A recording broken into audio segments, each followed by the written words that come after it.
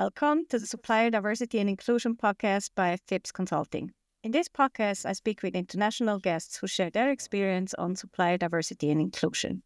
Today, I speak to Meg Stowe, Global Senior Director, Procurement, Transportation, Sustainability and Safety at Neovia Logistics. Meg, it's so great to have you on my podcast. Thanks so much for being my guest today.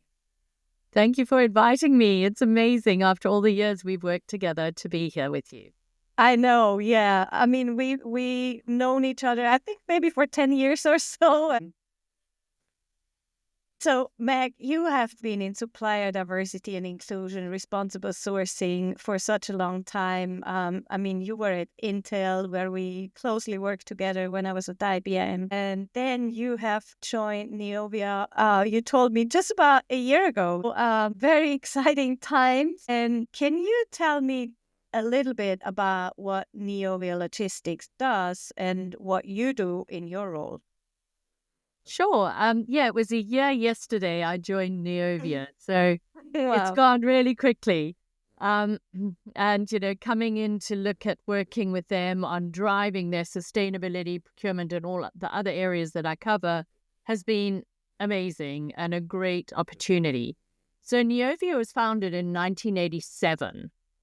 It was Caterpillar Logistics back then, logistics services, and it really supported Caterpillar internationally and its partners. And we worked around the construction, mining, automotive areas. In about 2012, we broke off and became a standalone company and named Neovia, but kept on with the heritage and experience that we got from Caterpillar. In today's world, we are a leading third-party contract logistics company. We serve some of the best-known companies in automotive, aerospace, industry, industrial technology, and consumer goods. So we're a warehousing company primarily. We also do a little bit of transportation, as my title says. We're in about 19 countries around the world, and we've got about 80 facilities. And what we believe in is the human touch, building relationships, and driving innovative new ways of doing things through technology solutions. So then you look down at what I do, and as you mentioned, I cover procurement, transportation, sustainability, health and safety. And I think that all dovetails nicely together under the ESG umbrella or responsibility. When you look at the environmental part of my role, we work with suppliers on their footprint. We've only just started doing our footprint, and we've got our first lot of emissions come in. We've baselined. When you look at the social side of things, you've got our human rights. We've got diversifying our supply base through our inclusive supply base program that we're going to be launching. Our times when we were at IBM and at Intel, it was supplier diversity. And then we're also working very closely in our communities. And then you take the whole governance area, and that's where my safety comes in, because safety is paramount with any company, right? And then you look at our code of conduct and our cybersecurity. So it all dovetails under ESG really nicely, which, as you know, the responsibility of supply chain and companies is part of my passion. Right. So I've been talking to many corporates who have established supplier diversity and inclusion efforts. However they call it now, supplier engagement, inclusive sourcing, responsible sourcing. It's still targeting to an inclusive supply chain or a diverse supplier base, diverse and social and responsible, sustainable supplier base. And now in your company, so you came in from this huge experience in supplier diversity and inclusion at Intel, and you came into this company and are now really probably like many other companies at the very beginning and looking how you can implement inclusive sourcing into Neovia Logistics. So how do you do that? I mean, where do you even start? Yeah, it's interesting because, as you know, with Intel, I sort of developed and drove the whole international supplier diversity and inclusion program. And I did that from scratch. So it's been really fun restarting and energizing something in another company. We are in the process of looking at we call it responsible sourcing program, which covers supplier diversity, which also includes the small, medium businesses and social enterprises, as well as diverse suppliers, right? And we've been looking at that as a whole. So where we started was you've got a baseline where you are in your business today, because without realizing it, you are doing business with small, medium businesses, potentially social enterprises, and definitely diverse suppliers. So you need to baseline there. I think as well, we have to look at when we send out proposals, asking those questions to our supply base. Are you a small, medium business, diverse owned business, social enterprise? What goals have you got around that? If you are not, what are you doing in this? Have you got timelines and programs and goals in place? If not, when are you going to do it? So those are the sort of starting places that we are looking at. We also look at adding it into our supplier code of conduct. So we've got that up on our website now, which talks to responsible sourcing decisions. And along with that, we're looking at our supplier assurance program and putting it in there. So we're really gathering our information first. And that's how we're going to be starting. Impressive. But yeah, I mean, it's probably very motivating when you then see, oh, this is, we've already been engaging with so many diverse and small businesses that help us drive our business forward. Yeah, it's so cool when you discover those. But I mean, we also know from our experience, right, that it's not easy to get everyone on board and to really get everybody's buy-in in the company and understanding on why and what you do there. How did you do that at Neovia Logistics? How did you get everyone on board? So I don't know if I've got everybody on board yet. So let's just say that. But I think it's a case of everybody's passionate about sustainability as a whole and doing the right thing. So responsibility, right?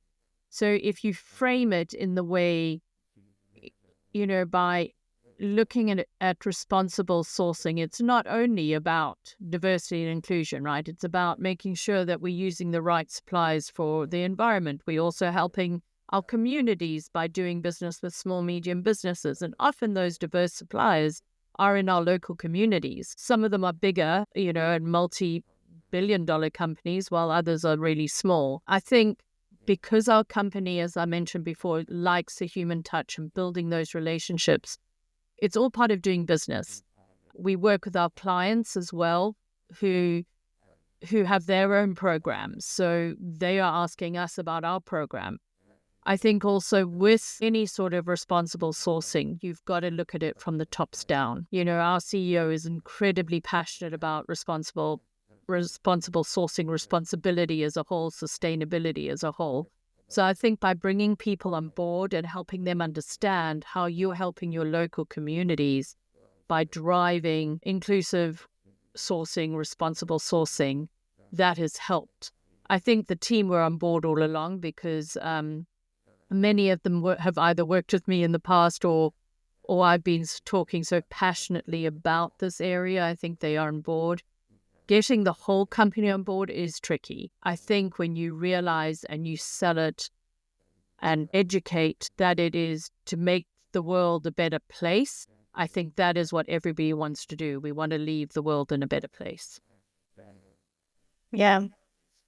Thank you for sharing that. And I think you mentioned an important point as well with your clients, because you might have clients as a company who are asking you for your inclusive sourcing actions or your even spend numbers with diverse businesses in so-called tier 2 programs where corporates with tier 1 supplier diversity and inclusion programs actually ask their suppliers to also report their diverse spend, which is then their tier 2 spend. So if you face that, you obviously also have a pressure kind of from your client side that you need to look into your supply chain and who you work with and where you spend your money, right? Yeah, absolutely. And it's very strange being on the other side because, right, I used to do it when I was in my previous company, asking our suppliers, But now our clients are asking us, but in turn, we're asking our suppliers. So we're getting down that tiering, right? Which is great because as you look down your tiering, whether it's from an inclusive supply chain or just responsible, you look at human rights, you're making a difference. Right. So I think that's really important.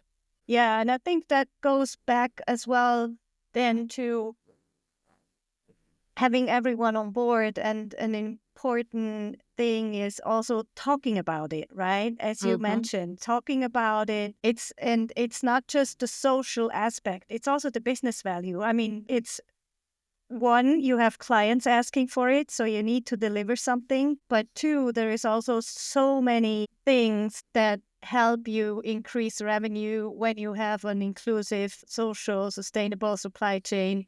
I just posted a LinkedIn post about why it's still important to buy from small and diverse social businesses recently. Yeah, absolutely. And I think it's so key. And when people think of inclusive supply chains, it's not only those diverse suppliers, right? It's the small businesses, it's the social enterprises, which is a huge area, and really, it's really fascinating, that area to me. And I think with everything going on in the world, we will definitely be looking at UK and Germany. I totally agree. I think it's not limited or inclusive sourcing. That's why it's supplier diversity and inclusion, or inclusive or responsible, because it really includes not just the diverse owned businesses, but also the social enterprises, the small businesses, maybe sheltered workshops. Yeah. It's really just to kind of level the playing field, to make it more accessible for everyone and have a more inclusive or more equitable access to opportunities. Absolutely. And I think it also brings innovative thinking, right? Because often, I'm not in a big corporate anymore. I'm in a probably medium to large company.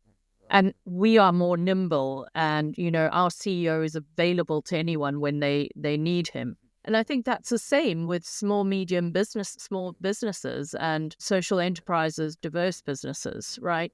Those CEOs are available and they can be more innovative and can look at things very differently, because you build those relationships. Where when you're dealing with big corporations, not that there's anything wrong with big corporations, but when you're dealing with big corporations, you are dealing with part of that company and not the leader of the company. Right. And I think it's also great to have you on the podcast, because I've been talking to many global corporates, really like big companies. It's just different, right? Because you have so many employees, sometimes, 100,000 to 500,000 people in a company, and you will never get everyone buy-in or everyone on board and everyone understanding what you do. Even in as you mentioned, in a bigger mid-sized company, it's hard because you cannot always reach everyone. But I think talking about it and really sharing these stories, doing storytelling with colleagues and teams, and also top management, can just help to get the understanding. If they then buy in, that's something else, but just getting the understanding of what we're trying to do here. Because even in my last podcast I did where I was a guest, we were talking about the biggest challenges of inclusive sourcing in Europe, and it's still the level of understanding of what it really is. Yeah. And I think it's that nimbleness, that innovative thinking that often some of those smaller companies, because they are small, can move quicker. And I think that's the beauty and advantage of having them as part of your supply chain. You've got to mix up your supply chain, right? You've got to have some of those big corporates. You've got to have those medium, and you've got to have the small and the social and the diverse. Right. Yeah. This diversification of your supply chain. Absolutely. I think we have many examples of especially during COVID, where I was at IBM and trying to get all the masks and sanitizers and gloves for IBM employees, and who were the suppliers who were actually able to deliver that. It was the diverse owned small businesses and not the big corporates that we were working with at that time. Yeah, it just, there's these examples where you see that small, diverse businesses are just, flexible, innovative, agile, can respond to your needs much faster than if you deal with a big company. So how does your roadmap look like for the next couple of months, years? I think there's a lot going on in the UK, also with the Procurement Act, and in Europe anyway, with CSRDs, ESDDs, all the reporting directives that we're facing. But yeah, so is there anything specific that you can share? Sure. So if I look at my overall program, short term, we've baselined our emissions and we've set our goals and we're moving forward in that space. And now I'm working with the facilities on that reduction. If I look at the supplier assurance program, which is where we're asking our suppliers about their responsible sourcing, whether that be from a human rights standpoint or from a inclusive standpoint, that program we've started, we're really going to now push that even wider through our suppliers. So that's another big job to do. We're going to formally sort of launch our supplier inclusion program, responsible program with the small social enterprises and diverse businesses formally later on in this year. And then we are working on human rights audits, which is based on the Responsible Labor Initiative or Responsible Business Alliance. So pulling that into place too. We've already done one. We've got 2 more to do. So lots going on in the space, but really excited to show my team the excitement of working with an inclusive supply chain, meeting those small businesses, meeting those social enterprises, meeting those amazing diverse owners and diverse suppliers, because they are incredible people and their stories are just so amazing that you think, oh my gosh, I've taken the safe bet again of going with a company, right, where they've just gone out there and started their own business, which is incredible. Well, yeah, a lot on your plate. It looks like exciting times are coming up, and I think it's just so great that you've been in the company for a year and you're now in year 2 creating the Supplier Diversity and Inclusion program at Neovia Logistics, which is a great achievement. So congratulations for bringing this just forward and into new companies where they might not have thought about this before. Thank you. It's been amazing talking again, and it is so good to, start these things again. I love the startup and the passion of driving the new ideas and seeing the results. So watch this space. I will. So Meg, is there like anything that I missed or any last thought that you want to share? I think responsible sourcing is becoming more and more part of business. If I look at our clients, many of them ask us about responsible sourcing. And in the industry that I'm in, it plays a crucial role, right? I think last year I filled out about 50 different surveys on sustainability as a whole, but all of them had responsible sourcing in there. So I think it hasn't, although people think it's gone away, I don't believe it has. With all the legislation and seeing what I've seen where clients are asking us about responsible sourcing in all the different industries, it's the right thing to do for everybody, but it also makes good business sense. So I think that is what I'd like to leave you with. Thank you so much. Something we missed before, but I think it's a very important point. It's not about positive discrimination. It's about really opening doors and making sure that you include businesses and suppliers you might not have thought about before and really kind of listen to what they got to offer and how they can help you grow your business. Absolutely.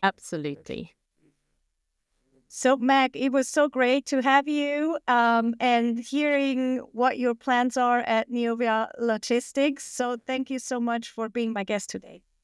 Thanks so much for having me. It's been amazing. Now, if you want to make your supply chain more inclusive, reach out via fipsconsulting.com or Fips Consulting on LinkedIn. Listen to my next episodes where I talk to more experts about supplier diversity and inclusion and the impact it has on their company. If you have any inputs or topics around supplier diversity and inclusion you want me to talk about, let me know. Thanks much for listening, and bye. Diverse and responsible.